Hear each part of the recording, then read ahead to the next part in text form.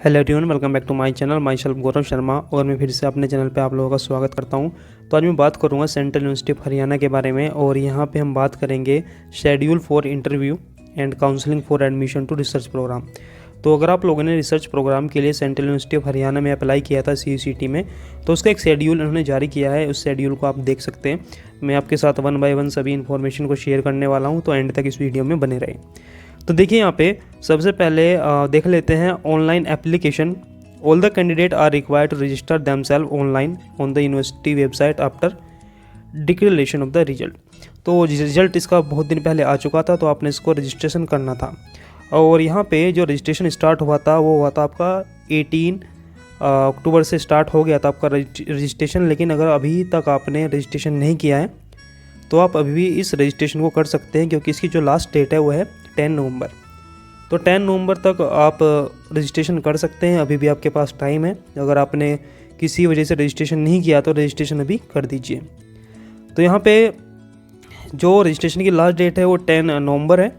और अगर हम बात करें display of provisional list of the qualified, exempted, qualified, non exempted and non qualified candidate on the university website. तो 15 नवंबर को एक आपको लिस्ट, प्रोविजनल जो लिस्ट रहेगी वो डिस्प्ले कर दी जाएगी। इसमें उन कैंडिडेट को दिखाया जाएगा जो CUCT के एग्ज़ाम से एग्जेम्प्टेड थे, जिन्होंने CSR नेट क्वालिफाई किया है, UGC नेट क्वालिफाई किया हुआ है, जिन लोगों ने CSIR किया हुआ है या फिर क्या किया हुआ है, UGC का नेट क्वालिफाई किया है, स्लेट क्वालिफाई किया है, या फिर किसी ने गेट क्वालिफाई किया है। तो वो लोग क्या है, एग्जेम्प्टेड थे CUCT एग्ज़ाम से। और जो लोग जिनका गेट और CSR नेट, UGC नेट या फिर स्लेट क्वालिफाइड नहीं था, उनको नॉन एग्जेम्प्टेड लिस्ट में रखा जाता है। तो जो उनकी मेरिट लिस्ट होगी उसको दिखाया जाएगा, डिस्प्ले किया जाएगा 15 नवंबर को। ठीक है, संडे वाले दिन इसको डिस्प्ले किया जाएगा, तो आप उसको जाके चेक कर लीजिएगा। उसके बाद अगर हम बात करें 4th नंबर की, display of the list candidate to called for offline और ऑनलाइन इंटरव्यू। 19 नवंबर को एक लिस्ट आपको डिस्प्ले की जाएगी, जिसमें ये बताया जाएगा कि वो कौन से कैंडिडेट है जिनको सेलेक्ट किया गया है ऑफलाइन या फिर ऑनलाइन इंटरव्यू के लिए। ठीक है, तो इसकी जो डेट है वो है 19 नवंबर। 19 नवंबर को आपको बताया जाएगा कि वे कौन से कैंडिडेट हैं जिनको सेलेक्ट किया गया है इंटरव्यू के लिए।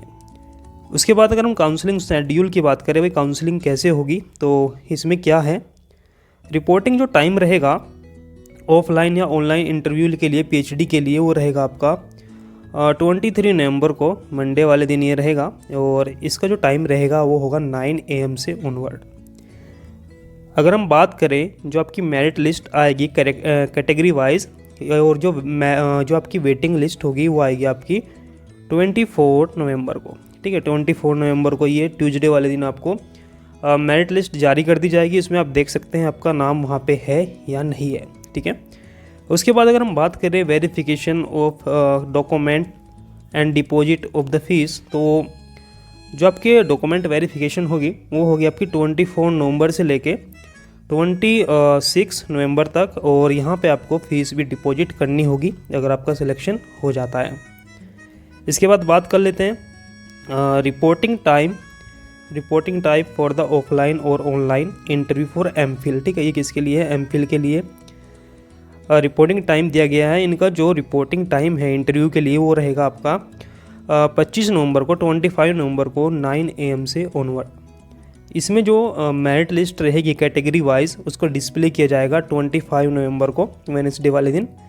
और इनका जो वेरिफिकेशन होगा MPhil वालों बच्चों का वो होगा 25 नवंबर से 27 नवंबर तक। और इनको इस टाइम में अपनी फ़ीस भी डिपॉजिट करनी होगी। ठीक है, चलिए आगे चलते हैं।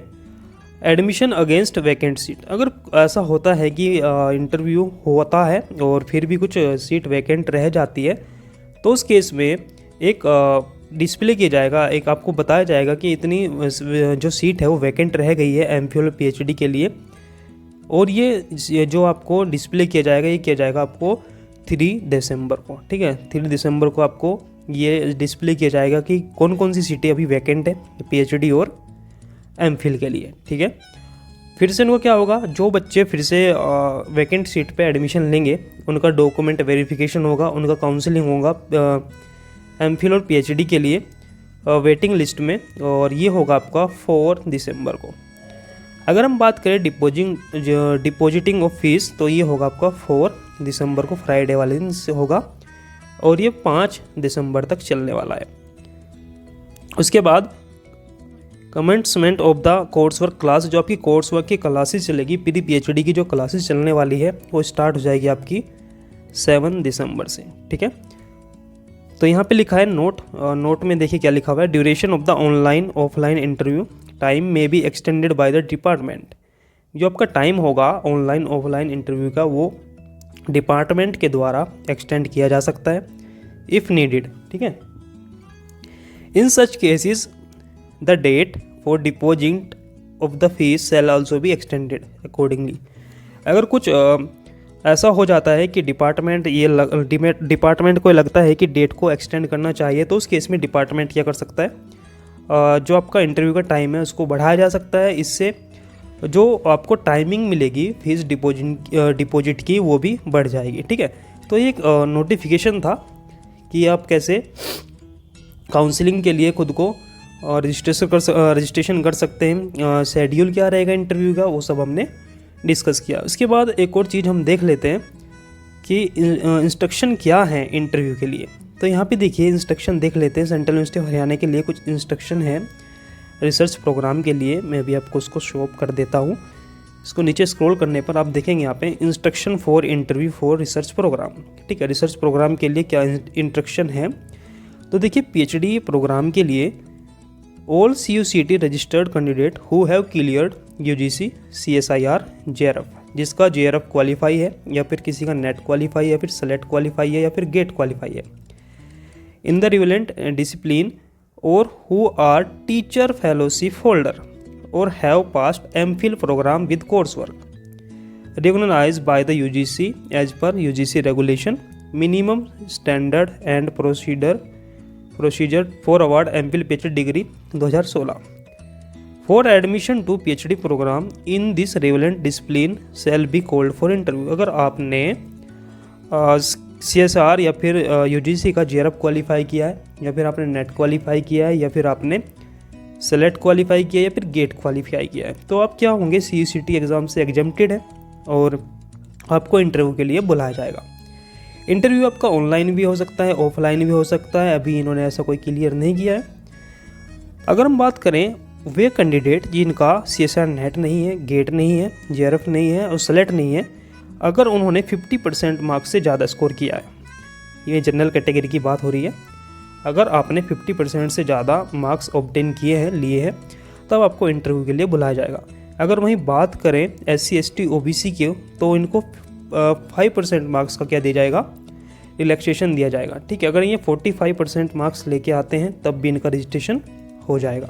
ठीक है, इनको इंटरव्यू के लिए बुलाया जाएगा। सॉरी, आगे चलते हैं। सेकंड पॉइंट में आप देख सकते हैं, यहाँ पे देखिए the admission shall be based on the performance of the candidate in interview और वाइवा वॉइस। ठीक है, तो जो एडमिशन होगा वो टोटली डिपेंड करेगा कि आप इंटरव्यू में कैसा परफॉर्मेंस देते हैं, कैसा आप वाइवा वॉइस देते हैं, ये टोटली उन पर डिपेंड करेगा। ठीक है, इसके बाद देखिए यहाँ पे where the candidate shall be required to discuss their research interest area through a presentation before a duly constituted department research committee. तो आपने इसके लिए क्या करना होगा, एक PPT तैयार करनी होगी, प्रेजेंटेशन आपने तैयार करनी होगी। देखिए आप रिसर्च प्रोग्राम में एडमिशन लेने वाले हैं, तो आपने एक टॉपिक सेलेक्ट किया होगा कि मुझे इस पर्टिकुलर टॉपिक में रिसर्च के लिए जाना है। आपने क्या करना है, उस पर्टिकुलर टॉपिक के ऊपर गूगल में डालना है, गूगल में आपने सर्च करना है कि इस टॉपिक पे क्या क्या रिसर्च हो चुकी है, क्या क्या भी हो सकती है। आपको उसकी डिटेल इन्फॉर्मेशन लेनी है और उसको रीड आउट करने के बाद आपको एक PPT बनानी है, प्रेजेंटेशन बनानी है, पावर पॉइंट में इसको बना सकते हैं। ठीक है, इसके बाद आपने उसको प्रेजेंट करना है, जो आपके इंटरव्यूअर होंगे उनके सामने आपने इसको रिप्रेजेंट करना है, इसको आपको उन्हें समझाना है कि क्यों मैं इस टॉपिक को लेना चाहता हूँ। कुछ क्वेश्चन में आपसे करेंगे कि why you are choosing this particular topic, है ना, इस टॉपिक को आपने क्यों चुना, क्या इसमें आप करना चाहते हैं, है ना, क्यों आपका इंटरेस्ट है, कुछ ऐसे क्वेश्चन आपसे पूछे जाएंगे। तो आपने उसके लिए पहले से ही तैयार रहना है, ठीक है। तो इसमें जो आपके 70% मार्क्स होंगे ये दिए जाएंगे एंट्रेंस टेस्ट के लिए, और 30% मार्क्स आपकी परफॉर्मेंस के ऊपर दिए जाएंगे इंटरव्यू में, है ना। जैसा आप परफॉर्मेंस करते हैं इंटरव्यू में उसके लिए आपको 30% नंबर दिए जाएंगे। Candidate scoring below 50% mark in interview viva voice shall not be consider for admission. ऐसे बच्चे जिनके मार्क्स 50% से कम हैं, है ना, उनको कंसीडर नहीं किया जाएगा एडमिशन के लिए, ठीक है। अगर आप 50% से मार्क्स कम करते हैं भाई, सपोज़ कीजिए इंटरव्यू हो रहा है 30% मार्क्स का, मैं इसको 30 मार्क्स मान लेता हूँ। अगर आपका 15 से कम नंबर आएंगे, सपोज़ कीजिए 12 नंबर आपके आते हैं, तो उस केस में आपका एडमिशन नहीं मिल पाएगा।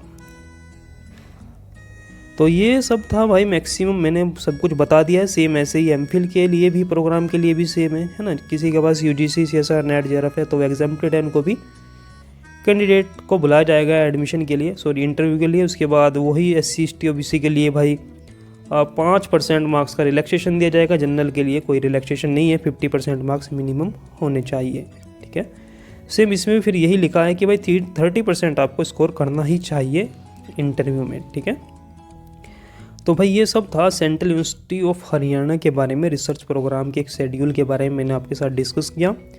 आप लोगों को अगर कोई भी क्यूरी होती है, कोई आपको प्रॉब्लम आ रही है समझने में कुछ भी, तो आप कमेंट मुझको कीजिएगा, कमेंट सेक्शन में मैं आपका रिप्लाई करूँगा।